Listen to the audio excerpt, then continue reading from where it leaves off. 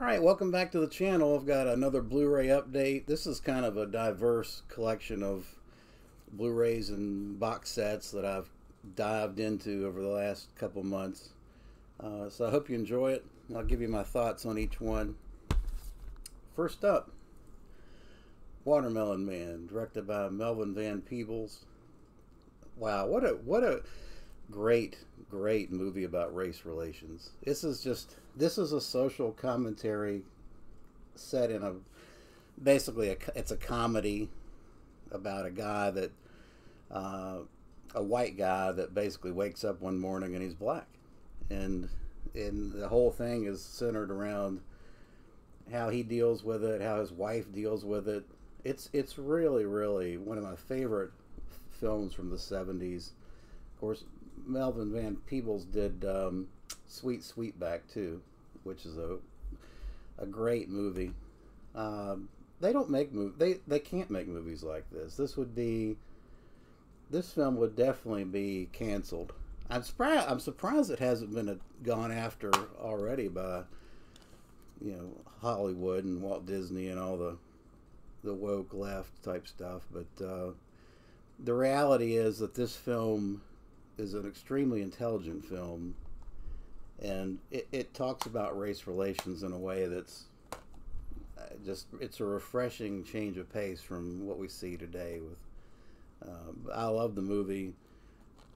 It's fantastic. I give it a 9 out of 10. There's a commentary track on here with an interview with Melvin Van Peebles, and that's really it as far as special features.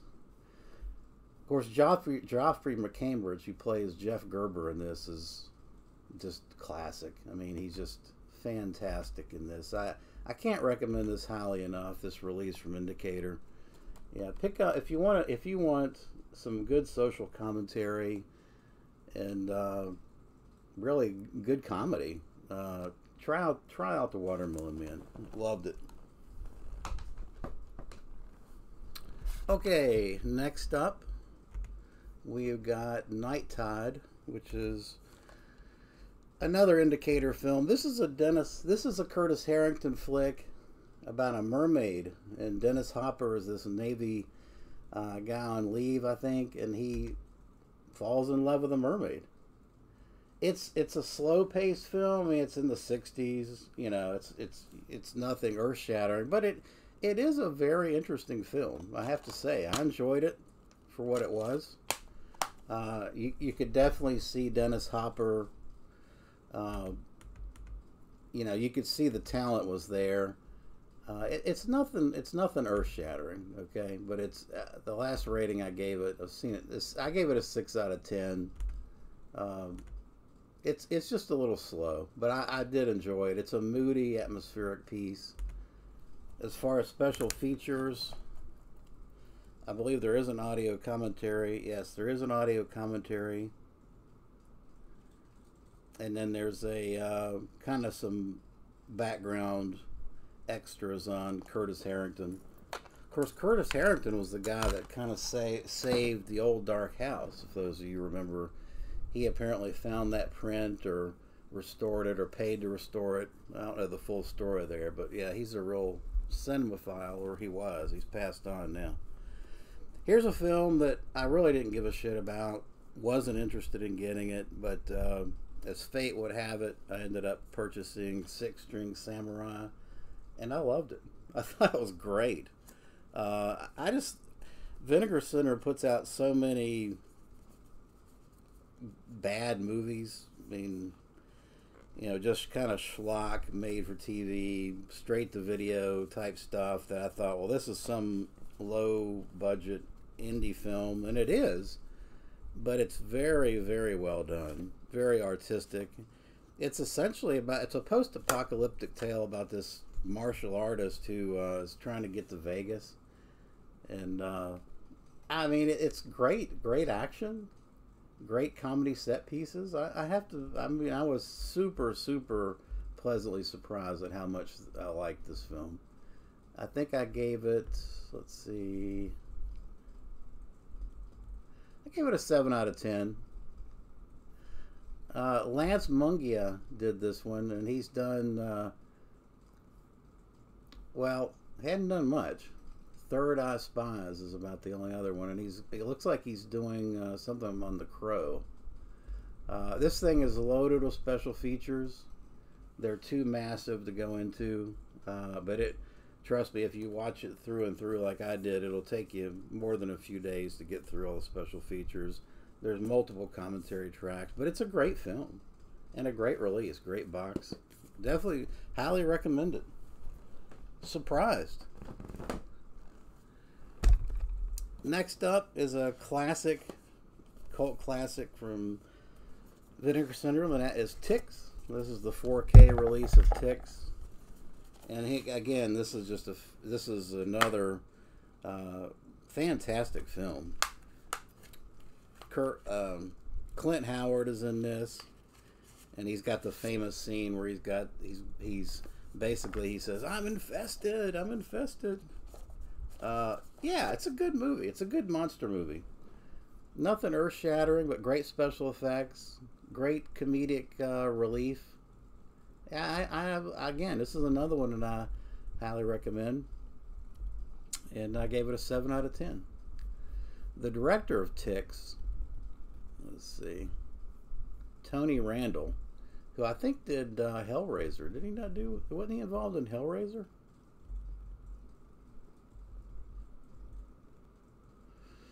He did Children of the Night, One Good Turn. I don't see anything on Hellraiser. I don't know why I thought he did something. Amityville 1992. Oh, yeah, he did Hellraiser. Okay, yeah, I thought he did. There's an audio commentary, 2 or 3 audio commentaries on this thing. It's a loaded release as well from Vinegar Syndrome. Great stuff. Now let's switch gears to some drama. Paul Schneider's classic, simple but effective storyline about some union auto workers in Detroit, starring Richard Pryor. Paul Schrader directed it. Great movie. Great movie. Highly recommend it. Probably Richard Pryor's best acting effort in any film. This Indicator release I picked up cheap, along with those other Indicator titles that I shared with you. I picked them up on a sale.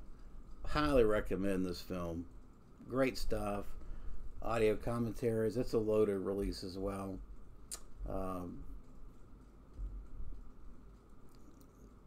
Yeah, I actually gave this a 7 out of 10. Harvey Keitel is excellent in it, and Yaphet Kotto, who of course from Alien fame, is in it.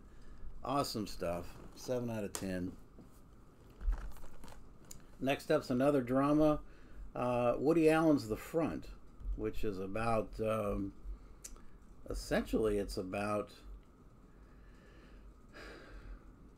communist writers and how they were, at one time in our society, were pillarized, by not Paul McCarthy, Senator McCarthy, who chased down anybody he thought was a communist, and how these guys tried to survive in the underground world of writing, basically ghost writing. Woody Allen plays a guy that has no ability to write at all, but he's the front for these writers that have been blackballed in the industry. It's a good film, interesting film. I mean, I give it a 6 out of 10. It's nothing special. It's a very serious film. It's not anything like many of the other Woody Allen films. There's no humor in it at all. It's a message movie. All right, next up we have, I believe, I'm going to talk about this release, the Cinematic Vengeance set, which I also highly recommend. Cinematic Vengeance, martial arts films from Joseph Q. I'm not sure how to pronounce his last name, but basically it's 8 films, and I'll just save you some pain. Some of these films are pretty tough to get through. I have to say, I have to be in the mood for stylized martial arts. The choreographed dancing type martial arts. I just have to be in the mood for it. It's not something I can just watch all the time, like horror. Uh, I will say, after watching this set, most of the films I gave like a 5, 6 out of 10. 36 Deadly Styles is good. Seven Grandmasters is good. When it starts getting kind of into the comedy, like The World of the Drunken Master, I didn't like that. I actually liked all of disc one. I actually like the Old Master the best. This thing comes with a booklet. It's loaded. It's got an audio commentary on every movie. The two films that are highlights of the set for me is the 18 Bronzeman and Return of the 18 Bronzeman. I think that's, yeah, those two are the best films in the set in my opinion. Great stuff. But yeah, overall I have to recommend this set, particularly if you can pick it up at a discount. Let's see. And I only gave 18 Bronzeman a 7 out of 10. I mean, the rest of them, yeah. Actually, I gave it an 8 out of 10. Okay, the rest of them are kind of in the 6 out of 10 category, which is, you really got to be a martial arts fan, I think, to really enjoy watching those all the time. Let's put it this way. Once I was through with the set, I was definitely burnt out on martial arts films. Next up is the Arrow release for Dune, which I made my way through. There's two audio, this is the 4K release. There's two audio commentary tracks, which are extremely good. This is a much maligned film from back in the 80s. I think 80, when did this come out? 85? 84. And, you know, David Lynch has taken a lot of shit about it. And but it's looking at it with today's set of eyes and knowing that you know, this film really should be viewed not like it was when it was originally released, which was a competition against the Star Wars franchise. Just take it for what it is on its own merits. I think it's a really fascinating, outstanding movie. It's got some stuff in here that certainly for the 80s I think turned people off. Baron Harnicken, I think it's Baron Harnicken. He was kind of sadomasochistic and homosexual, and I think that his portrayal in particular, I don't think went over well in 1984. But Baron Harkonnen, I mean, at the end of the day, I think it's a great film. Also, if I recall, when this came out, I think the lead, Kyle MacLachlan, was not. He didn't impress people. He just seemed, and he still does kind of come off as very stodgy and unemotional. But overall, I thought it was well acted. Patrick Stewart's in it. Freddie Jones, the Hammer Freddie Jones, is in it. And of course, Sting plays kind of the preeminent role as one of the fiery redheaded guy that tries to stop Paul Atreides. I recommend the set. If you get in the mood for some science fiction, I think you could do a lot worse than this. All right, let's see what else we got here.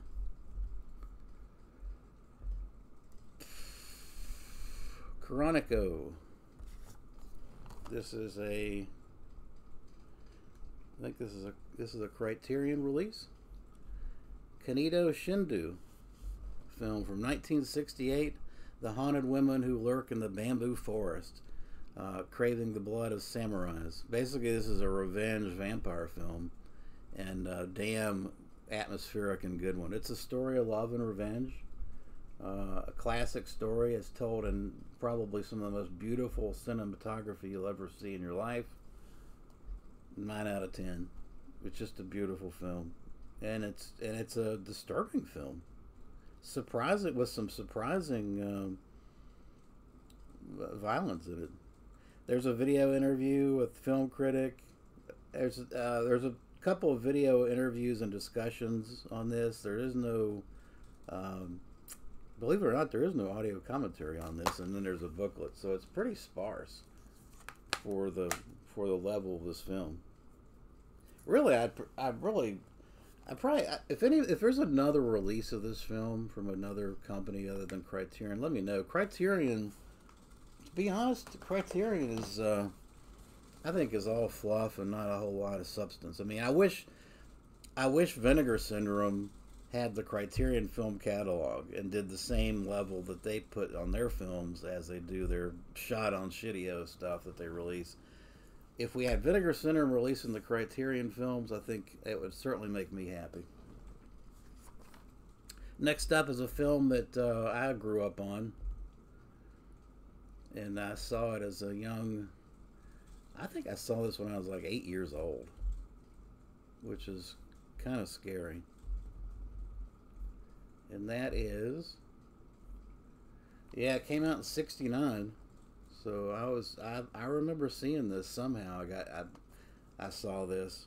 It may have been a butchered version on TV, but it scared the fuck out of me at 7 years old. This is Night of the Bloody Apes, directed by Rene Cardona, who, of course, they did a bunch of Santo films and The Living Idol and Wrestling Women, and he's done all kinds of stuff. I give this a 7 out of 10. This is a gory film about a surgeon who transplants the heart of an ape into his son, with the obviously horrifying results. Love this film. It's not great. It's just cheesy stuff. There is a comedy track on here, audio commentary track, video essay on Night of the Bloody Apes. And then, in fact, I think there's a little special feature about Rene Cardona. This actually has Night of the Bloody Apes and Doctor of Doom, which is a precursor film from the 50s that was... Basically, Night of the Bloody Apes was a reimagining of Doctor of Doom. But it's gory. It's a gory film. Don't underestimate it just because it was 1969. This is a DVD release. Definitely recommend picking that up if you don't have it. Okay, I think we're going to get back into Vinegar Syndrome now. Let me just check. I got these in order because it's been so long since I've watched them. Steel and Lace. 1991 Steel and Lace, directed by Ernest Farino, who didn't do a lot. Planet of the Third Nights, he also did that too. This is a surprisingly effective film. It's not good. I gave it at the end of the day, I gave it a 6 out of 10. A scientist creates this android of his sister to get revenge for her rape. It's a rape revenge film. I didn't have a whole lot of high expectations for this direct-to-video, but I'm pleasantly surprised. I enjoyed it for what it was. Like I say, it wasn't great, but it's not bad. I gave it a 6 out of 10. This has a commentary track with the director, and then some making of documentary. So yeah, Steel and Lace. Definitely recommend this one. I've gotten very choosy about what Vinegar Syndrome stuff I'm picking up. Very, very selective. For one thing, I don't have the space anymore. I mean, I may have to buy a second house just to store all my movies. It's getting that bad. And I've started rearranging things. I'm probably going to do some videos by label, since I'm going by label now, just for a change of pace. Like, everything you see behind me is Scream Factory, Shout Factory, Scream Factory, and then Arrow is behind this chair here. I'm still in the process of getting that done, but I may at some point do videos of my collection. If people are interested, I'll do it by collection, by label. So next up is a 3-film set from Vinegar Syndrome, Tiger Claws 1 through 3, and this is a martial arts ripoff. Kind of, I think it's straight to video, direct to video stuff. It's if you're in the mood for some martial arts, it's entertaining. If you're not in the mood for it, it can wear thin. Bolo Young is in the first film, and he's excellent. Um, it's cheesy martial arts flick, but it's fun. It's definitely very 90s, very 90s. The first film was directed by Kelly Macon, who also did a bunch of dramas. So this was kind of a departure for him. Uh, Basically, you have a serial killer who aims at basically trying to kill a martial artist.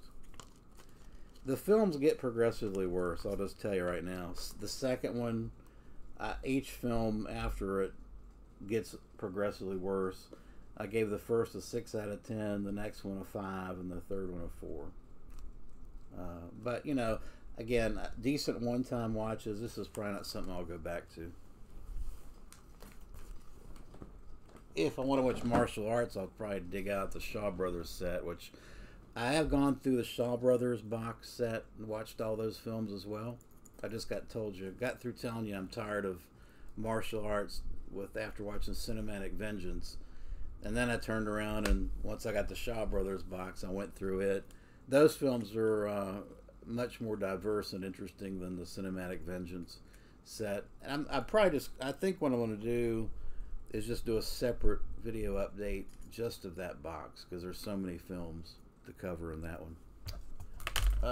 Let's see. Let me put my nice slipcover on the Tiger Claws.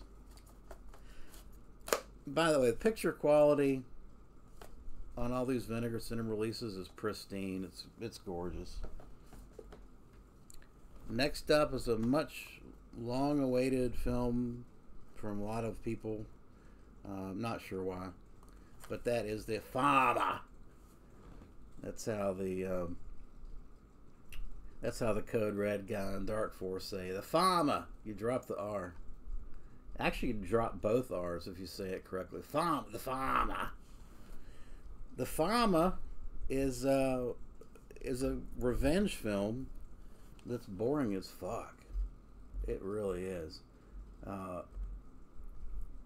The guy from Code Red, I've listened to some of his discussions about his hesitancy to release his film, and at the end of the day, he's right.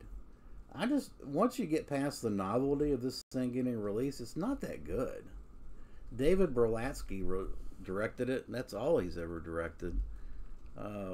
It's not a bad film. Gary Conway plays the lead. And it's got some really good revenge scenes at the end, but it just takes a long time to get there. And it's just not enough meaty of a topic to carry the first 50 minutes of the film. But I'm glad I have it.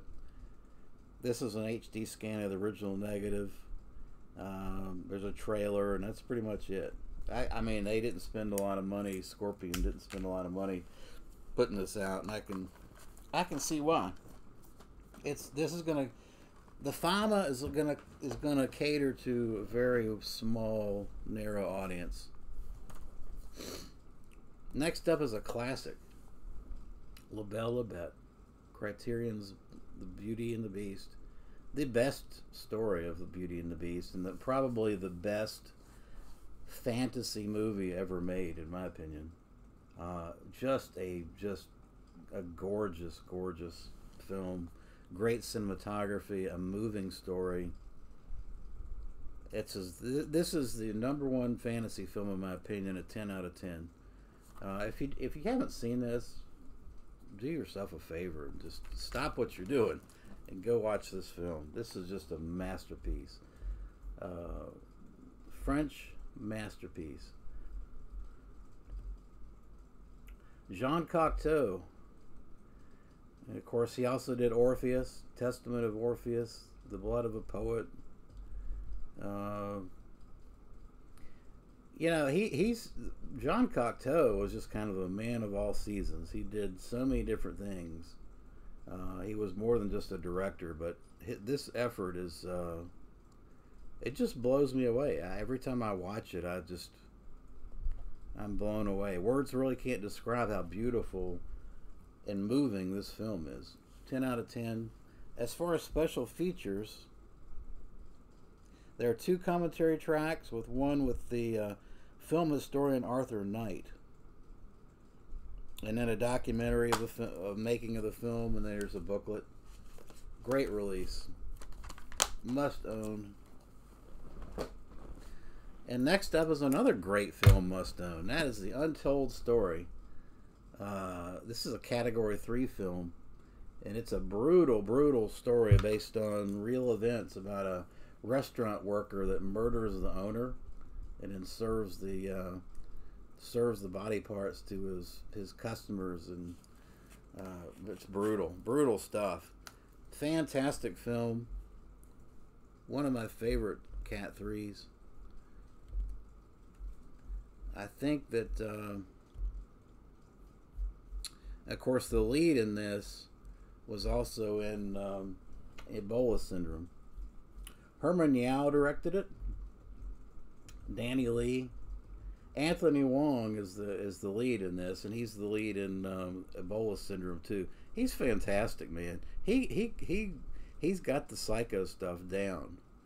This has a commentary track with Anthony Wong, a commentary track with Herman Yao. It's got isolated film score, a commentary with Kat Ellinger. She seems to be on all this stuff. A Q&A with Herman Yao. And then what I liked was this Category 3. There's actually a little documentary about Category 3 films, if you have an interest in that, and I do. There was a second film made of The Untold Story, which I haven't seen. I think there's 3 of these things, and I haven't seen the other 2 yet. I don't know. There might be on a DVD, Asian DVD, but I haven't seen them. If anybody knows, let me know. But highly recommend this release as well. The Untold Story. Great stuff. Okay, well that's going to do it for this. Actually, it's not going to do it. I got one more. And that is Nasty Habits, the Nunsploitation